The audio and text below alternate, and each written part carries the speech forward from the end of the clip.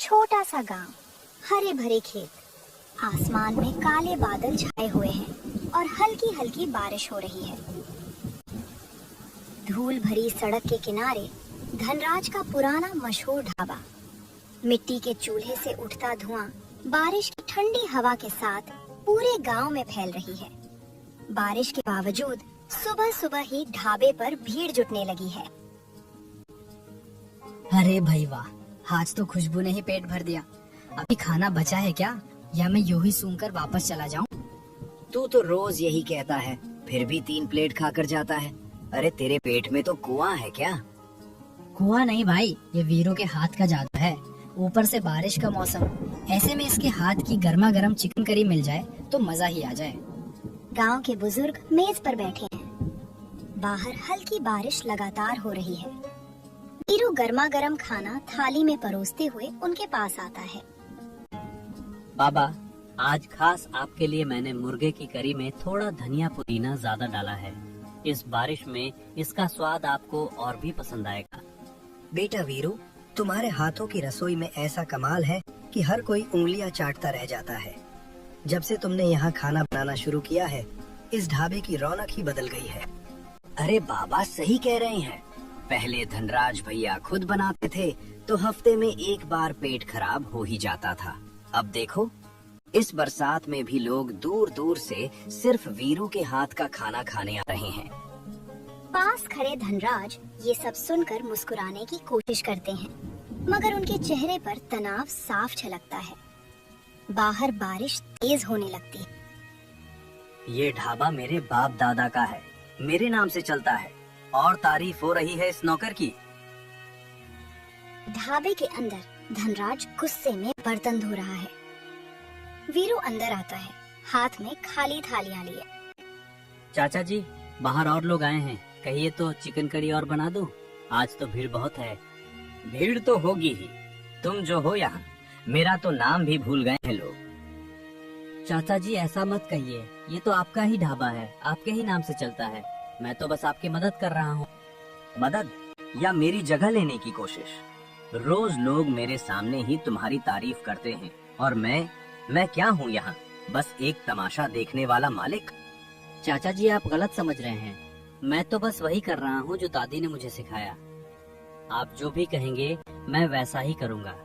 आप मुझे रोक दीजिए तो मैं आज से खाना बनाना ही बंद कर दूँ। नहीं नहीं, बनाते रहो, ग्राहक तो आने चाहिए ना।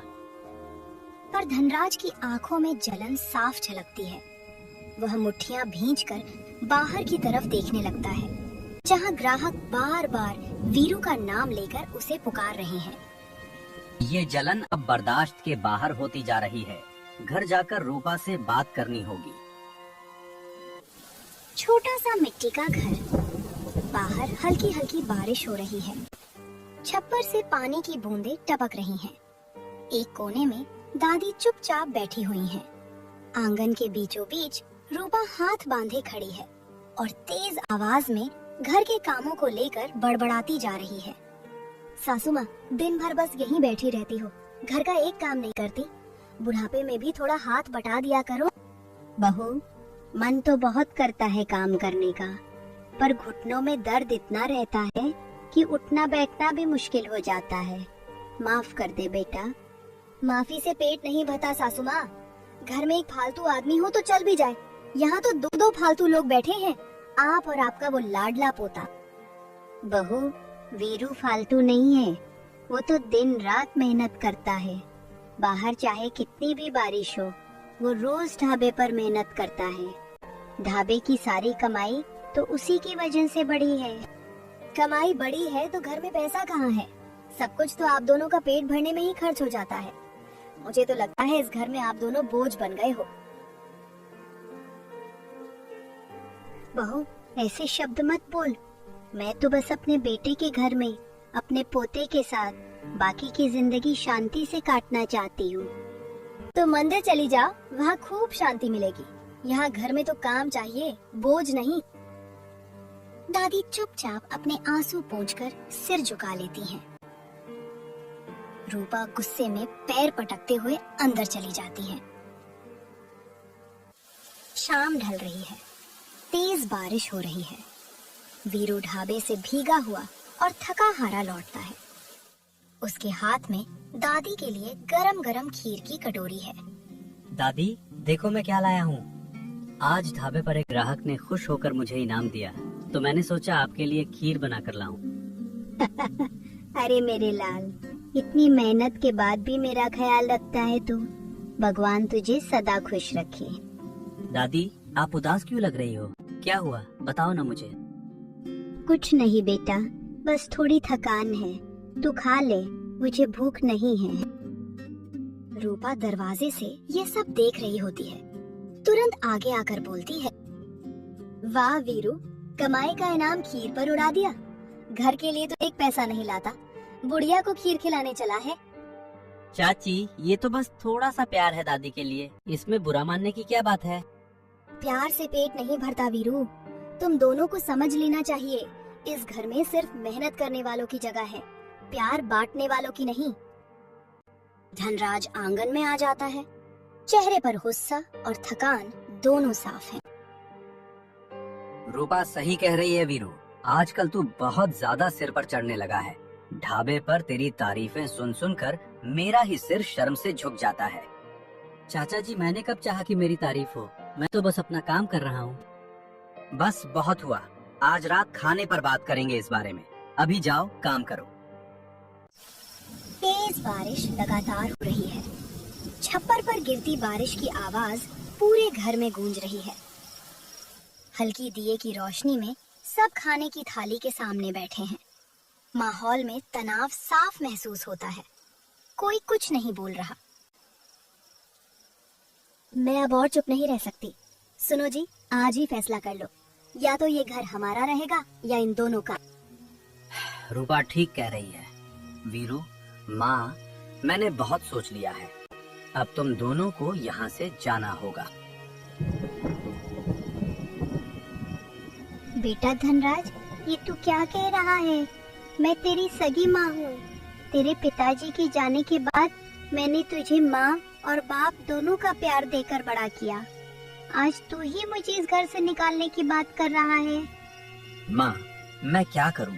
अब इस घर में आप दोनों के लिए कोई जगह नहीं है, और ऊपर से वीरू की वजह से लोग मुझे नहीं उसी की तारीफ करते हैं। अब मैं ये सब और बर्दाश्त नहीं कर सकता।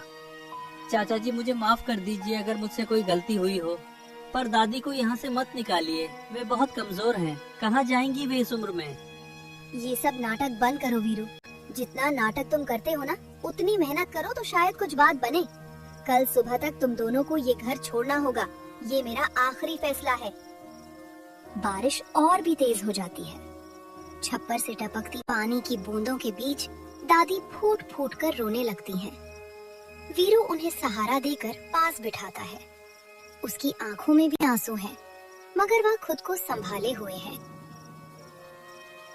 ठीक है चाचा जी, अगर आपको यही मंजूर है तो मैं और दादी कल सुबह ही चले जाएंगे। लेकिन एक बात हमेशा याद रखिएगा, दादी ने आपको हमेशा अपने बेटे की तरह प्यार किया है, आपका कभी बुरा नहीं चाहा। बाहर तेज बारिश हो रही है। दादी वीरू का सहारा लिए घर के बाहर खड़ी है। दोनों कुछ ही पल में बारिश में पूरी तरह भीग जाते हैं।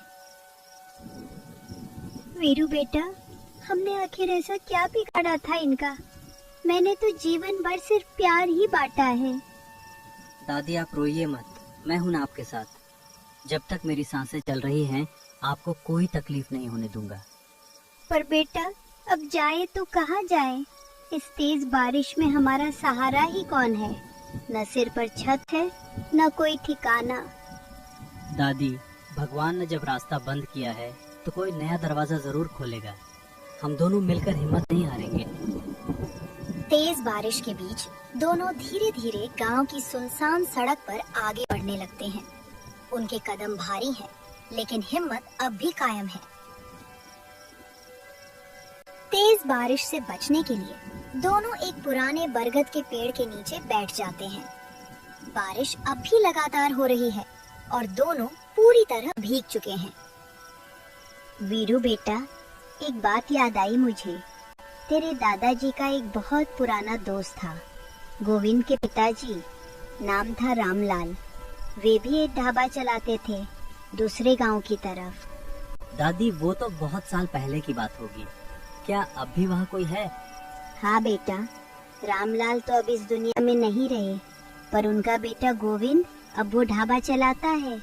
बहुत ही सीधा और नेक दिल का लड़का है, बिल्कुल अपने बाप जैसा। तो क्या हम वहाँ जा सकते हैं दादी? अगर ये बारिश सुबह तक थम गई तो शायद हम वहाँ पहुँच जाएं। शायद वे हमारी मदद कर दें। चलकर देखते हैं बेटा। गोविंद का दिल बहुत बड़ा है, मुझे यकीन है वह हमें दर दर नहीं भटकने देगा। तेरे दादाजी की दोस्ती की कसम, वह जरूर हमारी मदद करेगा। तो सुबह होते ही हम गोविंद भैया के ढाबे की तरफ चलेंगे दादी। आप थोड़ा आराम कर लीजिए, मैं यहीं आपके पास बैठा हूँ।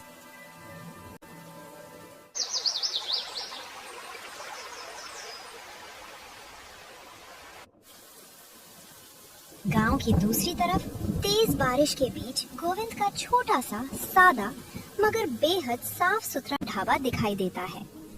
ढाबा पूरी तरह मजबूत तिरपाल से ढका हुआ है ताकि बारिश का पानी अंदर ना आए। यार, गोविंद के हाथ का खाना अच्छा तो है, पर रामलाल चाचा के हाथ की वो बात कहाँ। उनकी मछली करी याद आती है आज भी।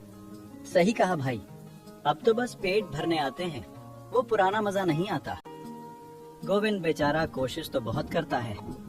और एक बात माननी पड़ेगी भाई, गोविंद ने बारिश से बचने के लिए पूरा ढाबा तिरपाल से ढक दिया है। ऐसा बढ़िया इंतजाम मैंने आज तक किसी ढाबे पर नहीं देखा। बिल्कुल, तेज बारिश में भी यहाँ आराम से बैठकर खाना खा सकते हैं। सच कहूँ तो ऐसा अनोखा ढाबा पूरे इलाके में कहीं नहीं है। गोविंद पास ही खड़ा ये सब सुन रहा होता है। चेहरे पर हल्की उदासी है, मगर वह विनम्रता से मुस्कुराता है। चाचा, आप सही कह रहे हैं। पिताजी के हाथ में जो जादू था वो मुझ में नहीं आ पाया, पर मैं कोशिश करता रहूंगा। आप बस आते रहिए, यही बहुत है मेरे लिए। अरे नहीं बेटा, बुरा मत मानना। तू तो अपनी जगह बहुत मेहनती है, बस पुरानी यादें ताजा हो जाती हैं कभी कभी। काका, इसमें बुरा मानने वाली कोई बात नहीं है। बाबूजी के हाथों का स्वाद भला कौन भूल सकता है। मैं तो बस उनकी सीख और मेहनत को आगे बढ़ाने की कोशिश कर रहा हूँ। उम्मीद है एक दिन मैं भी आप सबका वही भरोसा जीत पाऊंगा। गोविंद उदास मन से अपने घर की ओर लौट रहा होता है। जैसे ही वह घर के पास पहुंचने वाला होता है, तभी उसकी नजर दूर से आते वीरू और दादी पर पड़ती है। उन्हें पहचानते ही उसके चेहरे पर मुस्कान आ जाती है। अरे, ये तो दादी माँ। दादी माँ, आप यहाँ? और वीरू भी? दादी माँ, आपकी ये हालत क्या हुआ? इतनी सुबह सुबह इतनी दूर पैदल चलकर आप यहाँ कैसे? बेटा गोविंद, हमें धनराज के घर से निकाल दिया गया। हमारे पास अब कोई ठिकाना नहीं है। मुझे तेरे पिताजी की याद आई, सोचा शायद तू हमारी मदद कर सके। दादी माँ, ऐसा कैसे हो सकता है? आप फिक्र मत कीजिए, अब आप दोनों यहीं रहेंगे। ये घर भी आपका ही है और ये ढाबा भी। बेटा गोविंद, भगवान तुझे हमेशा खुश रखे। आज तूने हमें सहारा देकर अपने पिताजी का ही फर्ज निभाया है। यह एहसान मैं जिंदगी भर नहीं भूलूंगी। दादी माँ, ऐसा मत कहिए। आप मेरे लिए मेहमान नहीं, परिवार है। जब तक मैं जिंदा हूँ, आपको किसी बात की चिंता करने की जरूरत नहीं है। भैया, हम आप पर बोझ नहीं बनना चाहते। मुझे जो भी काम दे दीजिए, मैं मेहनत करके अपना और दादी का गुजारा कर लूंगा। बोझ की बात मत कर वीरू। तेरे दादाजी और मेरे पिताजी की दोस्ती खून के रिश्ते से भी बढ़कर थी। तू आज से मेरे ढाबे में ही काम करेगा और दादी माँ मेरी अपनी दादी की तरह यहाँ आराम से रहेंगी। घर के अंदर से चंपा बाहर आती है। अरे दादी माँ, आइए आइए, अंदर आराम से बैठिए। आपने तो सफर में बहुत तकलीफ उठाई होगी। बहू, भगवान तुझे और गोविंद को खूब खुश रखे। हम पर तो जैसे मुसीबत का पहाड़ टूट पड़ा था, तुम दोनों ने सहारा दिया। कोई बात नहीं दादी माँ, आप बस यहाँ अपने घर जैसा महसूस कीजिए। कुछ दिनों बाद तेज बारिश के बावजूद ढाबे का माहौल पूरी तरह बदल चुका है। पूरा ढाबा मजबूत तिरपाल से ढका हुआ है। वीरू चूल्हे पर करी बना रहा है। बाहर बारिश हो रही है, फिर भी ग्राहकों की भीड़ लगी है, जैसे पुराने दिन लौट आए हों। अरे भाई, सुना है क्या? गोविंद के ढाबे पर वापस वही पुराना स्वाद आ गया है। चलो चलकर देखते हैं। हाँ यार, कल गया था मैं। कसम से रामलाल चाचा की याद ताजा हो गई। पता चला कोई नया रसोईया आया है, नाम है वीरू। और भाई, बारिश में भी क्या बढ़िया इंतजाम किया है। पूरा ढाबा तिरपाल से ढका है। आराम से बैठकर गर्मा गर्म खाना खाने का मजा ही अलग है। गोविंद बेटा, आज तो कमाल कर दिया। ये मछली करी बिल्कुल तेरे पिताजी के हाथ जैसी लग रही है। बाबा, ये सब वीरू की मेहनत का फल है। मैं तो बस भाग्यशाली हूँ कि भगवान ने उसे मेरे रास्ते में भेजा। वीरू थाली परोसते हुए मुस्कुराता है, पर श्रेय गोविंद को ही देता है। नहीं बाबा, ये तो गोविंद भैया का प्यार और भरोसा है जिसने मुझे ये मौका दिया। असली मेहनत तो इनकी है, जिन्होंने हमें सहारा दिया जब हमारे पास कुछ नहीं था।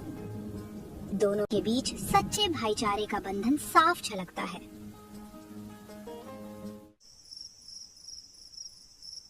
चंपा रसोई में है, चेहरे पर उलझन साफ है। गोविंद अंदर आता है, हाथ में दिन भर की कमाई के पैसे लिए हुए, चेहरे पर खुशी है। चंपा, आज तो कमाई ने पिछले 5 सालों का रिकॉर्ड तोड़ दिया। वीरू सच में भगवान का भेजा हुआ फरिश्ता है हमारे लिए। हाँ, सुन तो रही हूँ रोज। गली गली में बस वीरू वीरू की ही चर्चा है। आपका नाम तो कोई लेता ही नहीं अब। ये तुम क्या कह रही हो चंपा? मेरे नाम से क्या फर्क पड़ता है?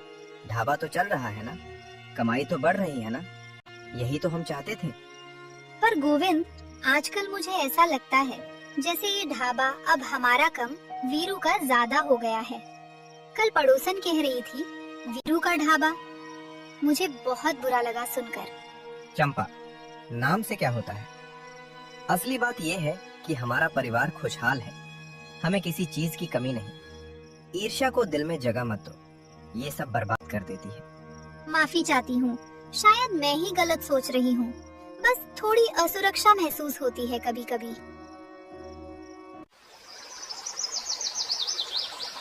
अचानक जोर से चीखने की आवाज आती है। चंपा अपने कमरे से घबराई हुई बाहर दौड़ती है, हाथ में एक खाली डिब्बा लिए हुए। मेरे गहने कहाँ गए? मेरी माँ के दिए हुए सोने के कंगन, वो सोने का हार, सब गायब है। क्या हुआ चंपा? शांत हो जाओ, ठीक से बताओ, आखिरी बार गहने कहाँ रखे थे तुमने? इसी डिब्बे में, अलमारी में रखे थे। आज सुबह ही तो देखे थे मैंने।